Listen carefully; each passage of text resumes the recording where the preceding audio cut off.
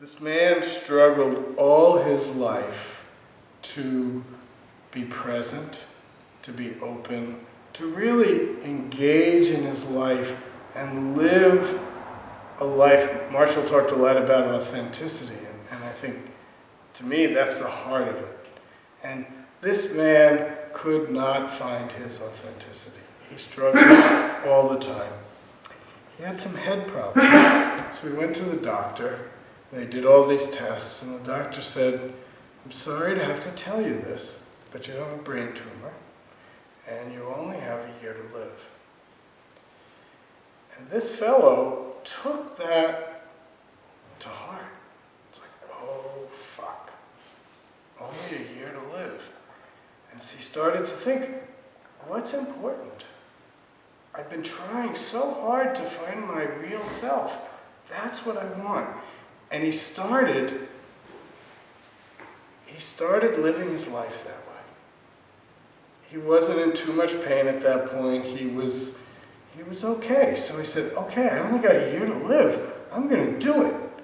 And he changed his life. Everything changed.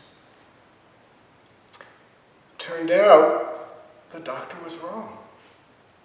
He didn't only have a year to live. He kept living and living and living.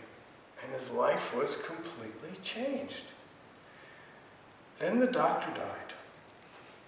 And he went to the doctor's funeral. And he went up to the doctor's wife at the funeral and he said, I'm so sorry for your loss. He was such a wonderful doctor. And somehow she knew the story of this guy. She said, well, I don't know. Maybe he wasn't such a good doctor. You had this diagnosis and here you are at his funeral. And the guy said, it was the greatest thing I ever heard. It changed my life completely. He was a great doctor. Great, not great. What does that mean? See, language is so tricky. You think great means one thing, but then the situation changes. It actually means something else. The doctor made a mistake. Not to criticize the doctor, those things happen. But this man was able to use the diagnosis as an impetus to live. And sometimes people think of Buddhism as kind of depressing. We're always talking about death. We're always talking about not I. But the point is life. It's not to be locked in the cell of I, but to break open the doors. There's a line in the Temple Rules that we read at the beginning of each long retreat that we do, which we'll be doing this weekend and reading these Temple Rules.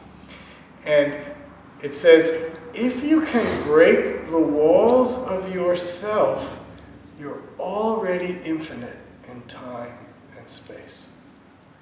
If you break the walls of self, already infinite in time and space.